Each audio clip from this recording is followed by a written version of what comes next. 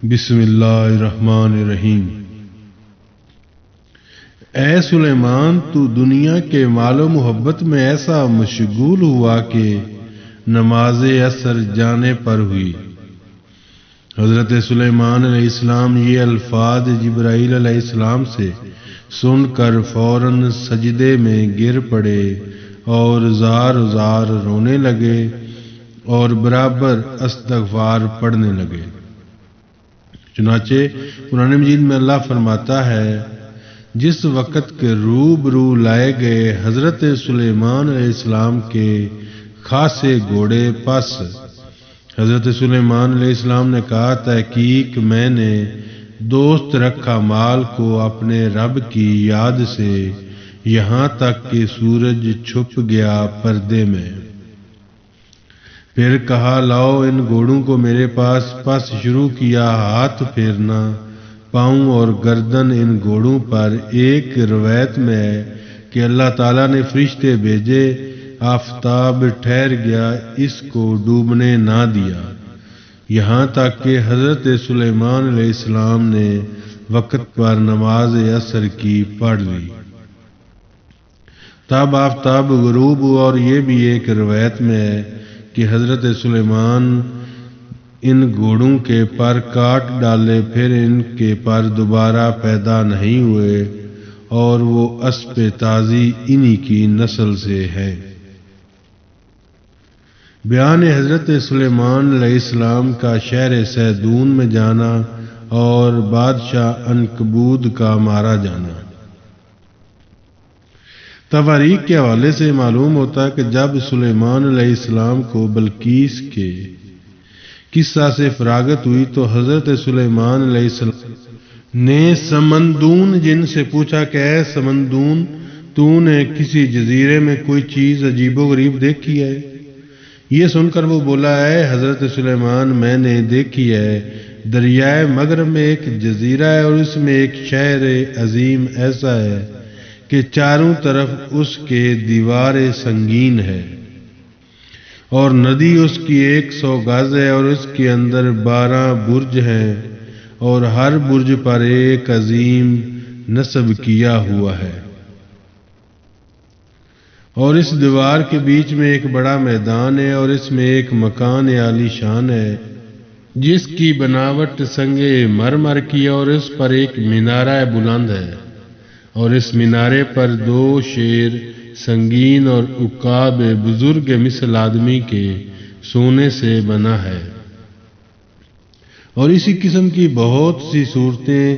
اور جب میں نے اس کے پوشک پر جا کر دیکھا تو 4000 جرو میں لونڈیاں صاحب جمال بیٹھی ہیں، اور اس کے بیچ میں ایک عظیم الشان تخت بچھا ہوا ہے، اور اس پر ایک نہایت حسین ماہ لکا، اور اس کے ساتھ ایک دخت برج اختر کے بیٹھی ہے، اور تقریباً 1 ساعت کے بعد وہ دختر اس تخت سے اٹھ کھڑی ہوئی، اور وہ 4000 لونڈیاں اپنے اپنے حجروں میں داخل ہوئی۔ اسی وقت میں نے جا کر ایک لونڈی سے معلوم کیا کہ اس شہر کا کیا نام ہے،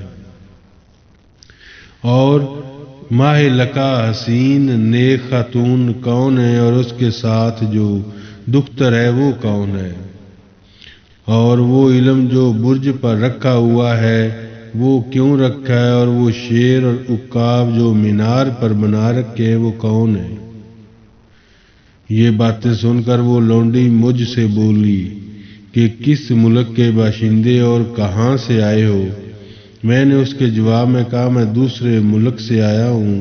یہ سن کر وہ کہنے لگی کہ میں پہلے سے ہی جانتی تھی کہ سوائے اس کے ملک کے اور کوئی دوسرا ملک نہیں ہو سکتا۔ پھر وہ کہنے لگی، اس شہر کا نام سیدون ہے، اور جو حسین و جمیل ماہ لکا آپ نے دیکھی ہے وہ ہمارے بادشاہ کی بیوی ہے، اور اس کے ساتھ جو دختر ہے وہ بادشاہ زادی ہے،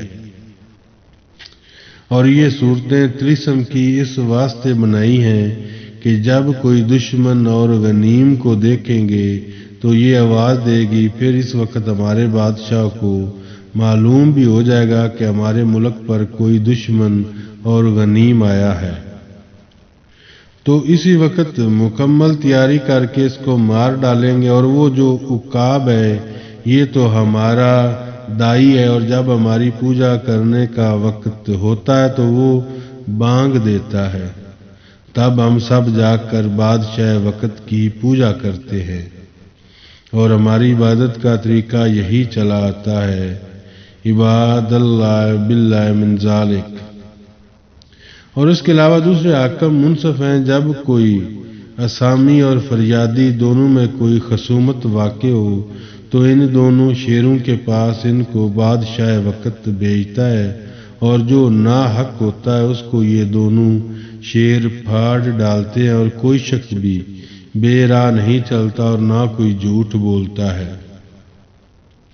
جناب اس کا یہ ماجرا ہے۔ پس سمندون جن سے شہر سیدون کی حقیقت و ماجرا سن کر حضرت سلیمان علیہ السلام نے اپنے لشکروں کو فرمایا کہ تم لوگ شہر سیدون میں جہاد کو جاؤ اور میں بھی تمہارے ساتھ چلوں گا۔ یہ سنتے ہی تمام لوگ بے موجب حکم حضرت سلیمان علیہ السلام کے تخت پر آ موجود ہوئے، اور حضرت سلیمان علیہ السلام نے ہوا کو حکم کیا کہ جلدی سے میرا تخت شہر سیدون میں پہنچا دے۔ چنانچہ ہوا نے بے موجب حکم جلدی سے حضرت سلیمان علیہ السلام کا تخت شہر سیدون میں قریب پہنچا دیا۔ جب تخت حضرت سلیمان علیہ السلام کا دور سے نمایاں ہوا تو وہ طبل و علم حضرت سلیمان علیہ السلام کا تخت بساط دیکھ اس مینارے اور برجوں پر سے پکار کر آواز دینے لگے۔ پھر اہل سیدون کو معلوم ہوا کہ ہم پر کوئی غنیم آتا ہے، تب تمام اہل شہر و سپاہ تمام لشکر ما ہتھیاروں کے آراستہ کر کے جنگ کے واسطے اپنے شہر سیدون سے نکلے تو وہ اچانک کیا دیکھتے ہیں کہ ایک جماعت ماہ فوج کے تخت پر بیٹھی ہوئی ہوا پر چلی آتی ہے۔ یہ دیکھ کر اہل سیدون بولے کہ ہم نے آج تک کسی بادشاہ کو نہیں دیکھا اور نہ کبھی سنا کہ اس کا لشکر سوار ہو کر ہوا پر چلتا ہے۔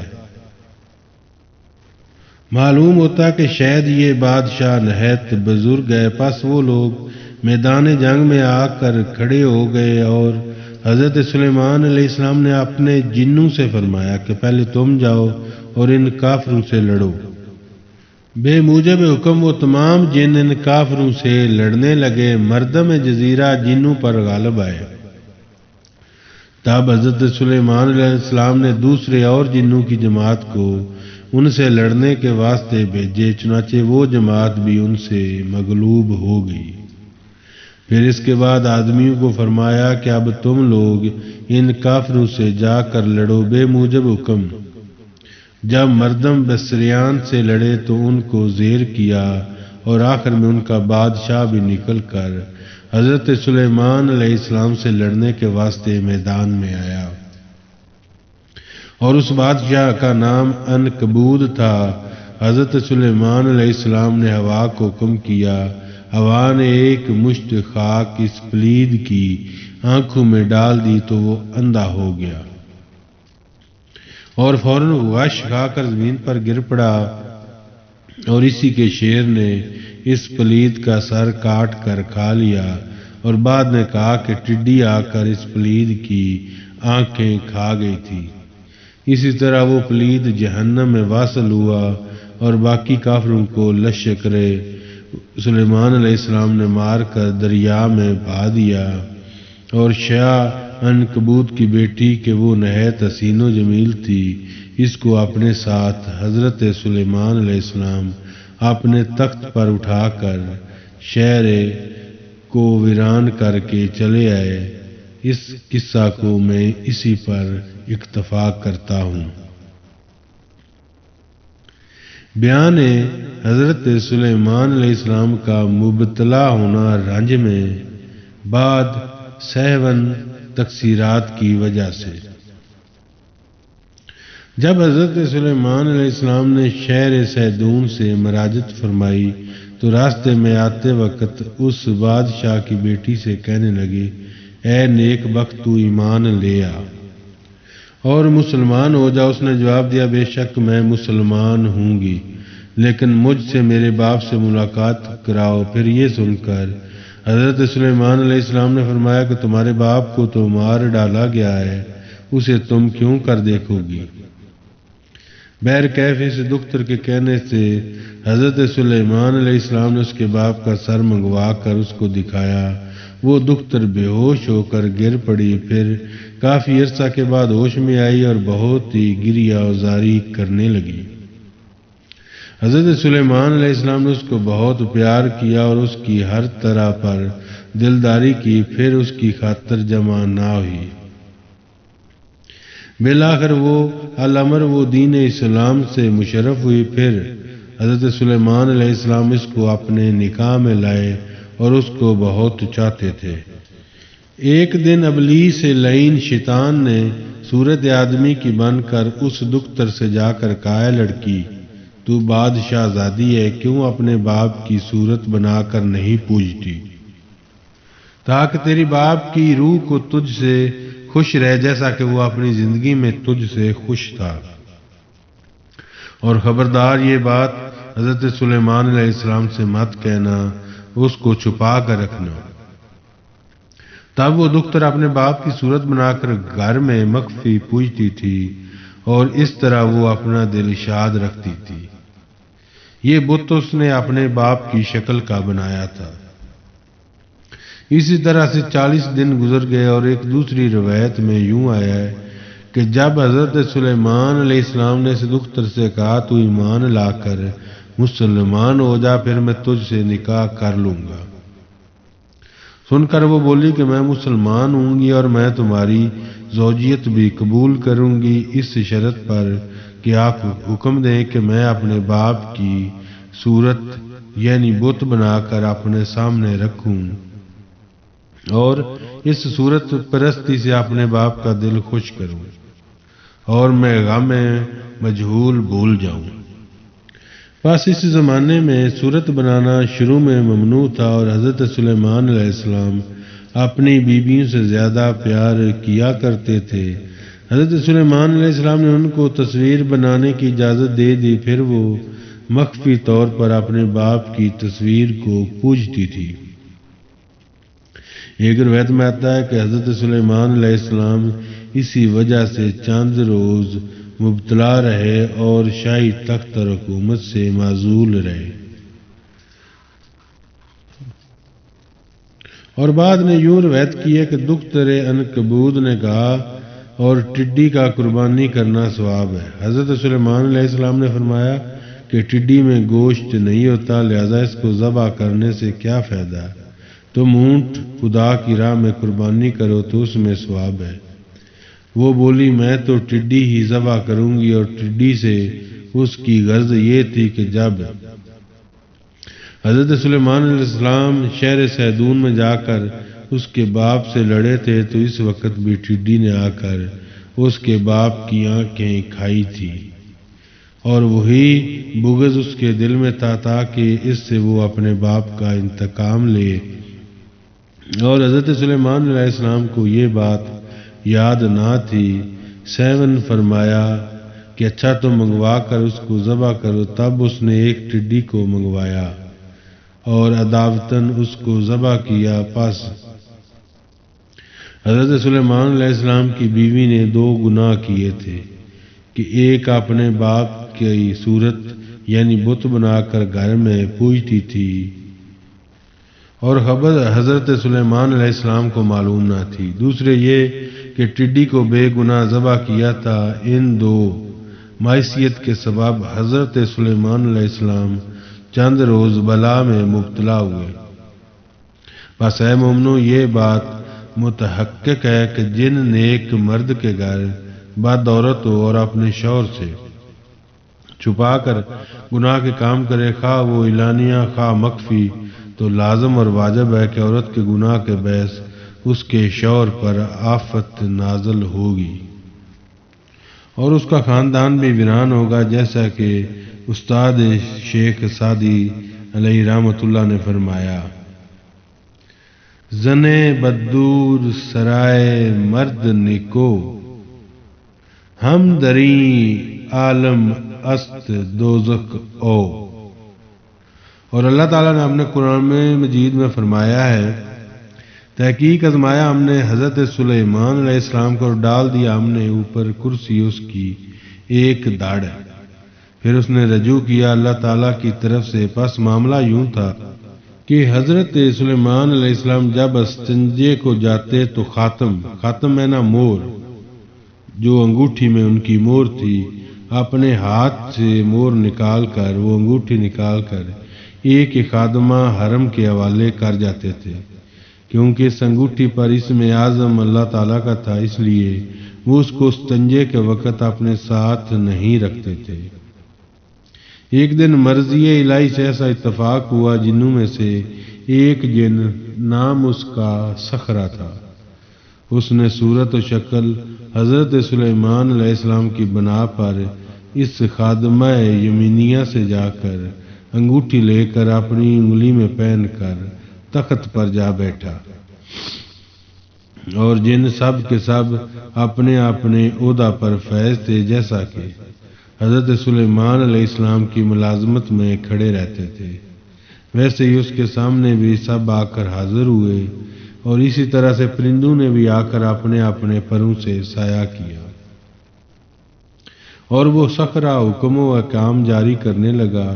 کچھ دیر کے بعد حضرت سلیمان علیہ السلام اپنے استنجے سے فارغ پا کر اس خادمہ یمینیہ سے اپنی انگشتری طلب کی تو وہ بولی کہ انگوٹھی تو حضرت سلیمان علیہ السلام لے گئے، اور تم کون ہو جو مجھ سے انگشتری طلب کرتے؟ اور یہ سن کر حضرت نے جواب دیا: میں سلیمان ہوں، تم نے انگوٹھی کس کو دے دی؟ وہ بہت زیادہ حیران و پریشان ہوئی، اور اس نے ہر چند سے حضرت سے عرض کی، لیکن وہ یقین نہ کرتے تھے۔